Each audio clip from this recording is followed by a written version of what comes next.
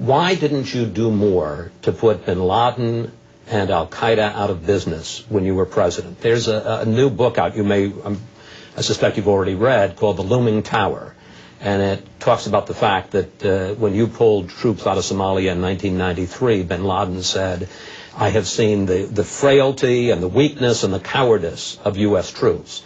Then there was the bombing of the embassies in Africa and the attack on the coal. Okay, let's just go through it. May I just finish the question, yeah, sir? And after the attack, the book says that bin Laden separated his leaders, spread them around because he expected an attack, and there was no response. I understand that hindsight is always 20/20. No, let's talk about it. But the question is, why didn't you do more, connect the dots, and put them out of business? All right, let's talk about it. I will answer all those things on the merits, but first I want to talk about the context in which this arises. I'm being asked this on the Fox network. ABC just had a right-wing conservative running their little pathway to 9/11, falsely claiming it was based on the 9/11 Commission report, with 3 things asserted against me directly contradicted by the 9/11 Commission report. And I think it's very interesting that all the conservative Republicans who say I didn't do enough claimed that I was too obsessed with bin Laden. All of President Bush's neocons thought I was too obsessed with bin Laden. They had no meetings on bin Laden for 9 months after I left office. All the right-wingers who now say I didn't do enough said I did too much. Same people. They were all trying to get me to withdraw from Somalia in 1993 the next day after we were involved in Black Hawk Down, and I refused to do it and stayed 6 months and had an orderly transfer to the United Nations. Okay, now let's look at all the criticisms. Black Hawk Down, Somalia. There is not a living soul in the world who thought Osama bin Laden had anything to do with Black Hawk Down, or was paying any attention to it, or even knew al-Qaeda was a going concern in October of 93. I understand. No, wait. Don't tell me this. You asked me why did I do more to bin Laden. There was not a living soul. All the people who now criticize me wanted to leave the next day. You brought this up, so you get an answer. But you can't. I'm perfectly happy to. All right. Secondly, bin Laden says that, but bin Laden may have said bin Laden says, but it showed the weakness of the United States. But it would have shown the weakness if we'd left right away. But he wasn't involved in that. That's just a bunch of bull. That was about Muhammad Adid, a Muslim warlord, murdering 22 Pakistani Muslim troops. We were all there on a humanitarian mission. We had no mission, none, to establish a certain kind of Somali government or keep anybody out. He was not a religious fanatic. There was no al-Qaeda. With respect, if I may, instead of going through 93 and 96... No, you ask it. You brought it up. May I ask you a general question and then you can answer? Yeah. The 9/11 Commission, which you talked about, and this is what they did say, not what ABC pretended they said. What did they say? They said about you and President Bush, and I quote, the U.S. government took the threat seriously, but not in the sense of mustering anything like the kind of effort that would be gathered to confront an enemy of the first, second, or even third rank. First of all, that's not true with us and bin Laden. Well, I'm telling you, that's what the 9/11 Commission said. Let's look at what Richard Clark said. Do you think Richard Clark has a vigorous attitude about bin Laden? Yes, I do. You do, don't you? He has a variety of opinions and loyalties, right. But yes, he has a vigorous opinion. Yeah, he has a variety of opinions and loyalties now. But let's look at the facts. He worked for Ronald Reagan. He was loyal to him. He worked for George H.W. Bush. He was loyal to him. He worked for me, and he was loyal to me. He worked for President Bush. He was loyal to him. They downgraded him and the terrorist operation. Now, look what he said. Read his book and read his factual assertions. Not opinions, assertions. He said we took vigorous action after the African embassies. We probably nearly got bin Laden.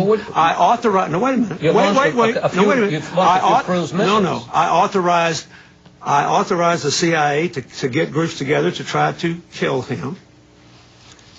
The CIA was run by George Tenet that President Bush gave the Medal of Freedom to. He said he did a good job setting up all these counterterrorism things. The country never had a comprehensive anti-terror operation until I came there. Now, if you want to criticize me for one thing, you can criticize me for this. After the cold, I had battle plans drawn to go into Afghanistan, overthrow the Taliban, and launch a full-scale attack search for bin Laden. But we needed basing rights in Uzbekistan, which we got after 9/11. the CIA and the FBI refused to certify that bin Laden was responsible while I was there. They refused to certify. So that meant I would have had to send a few hundred special forces in and helicopters refueled at night. Even the 9/11 Commission didn't do that. Now, the 9/11 Commission was a political document, too. All I'm asking is, anybody that wants to say I didn't do enough, you read Richard Clark's Do you book. think you did enough, sir? No, because I didn't get him. Right. But at least I tried. That's the difference in me and some, including all the right-wingers that are attacking me now. They ridicule me for trying. They had 8 months to try. They did not try. I tried. So I tried and failed. When I failed, I left a comprehensive anti-terror strategy and the best guy in the country, Dick Clark, who got demoted. So you did Fox's bidding on this show. You did your nice little conservative hit job on me. What I want to know is... I'm asking a question. You don't think that's a legitimate question? No, it was a perfectly legitimate question, but I want to know how many people in the Bush administration you asked this question of. I want to know how many people in the Bush administration you asked, why didn't you do anything about the coal? I want to know how many people you asked, why did you fire Dick Clark? I want to know how many people you asked about this. Did you ever watch Fox News Sunday, sir? I don't believe you asked them that. We asked plenty of questions. You didn't ask that, did you? Tell about the truth, the USS Chris. Cole? Tell the truth, Chris. With Iraq and Afghanistan, there's plenty of stuff to ask. Did you ever ask that? You set this meeting up because you're going to get a lot of criticism from your viewers because Rupert Murdoch's supporting my work on climate change. And you came here under false pretenses and said that you'd spend half the time talking about, you said you'd spend half the time talking about what we did out there to raise $7 billion plus in 3 days from 215 different commitments, and you don't care. But President Clinton, if you look at the questions here, you'll see half the questions about that. I didn't think this was going to set you off on such a tear. You launched it set off on a tear because you didn't formulate it in an honest way, and because you people ask me questions, you don't ask the other side. Sir, Richard Clark. That is not true. Richard Clark made it clear in his testimony. Would you like to talk about the Clinton Global Initiative? No, I want to finish this now. All right. Well, all I'm saying is you falsely accused me of giving aid and comfort to bin Laden because of what happened in Somalia. No one knew Al Qaeda existed then. But did they know in 1996 when he declared war on the U.S.? Did they know in 1998 Absolutely. When he bombed the two embassies? Did they know in 2000 when he hit the pole? What did I do? I worked hard to try to kill him. I authorized the finding for the CIA to kill him. We contracted with people to kill him. I got closer to killing him than anybody's gotten since. And if I were still president, we'd have more than 20,000 troops there trying to kill him. Now, I've never criticized President Bush, and I don't think this is useful. But you know we do have a government that thinks Afghanistan is only 1/7 as important as Iraq.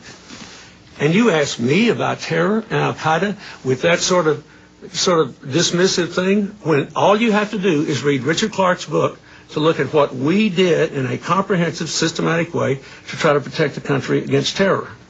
And you got that little smirk on your face, and you think you're so clever. But I had responsibility for trying to protect this country. I tried, and I failed to get bin Laden.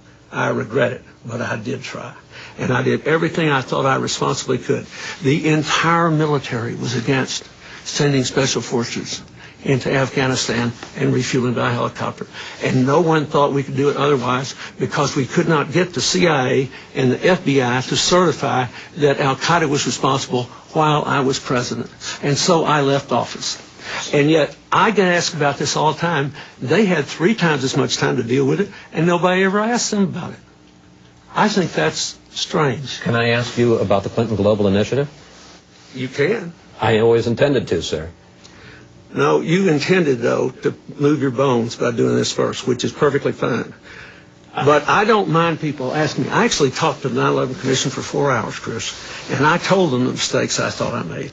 And I urged them to make those mistakes public because I thought none of us had been perfect.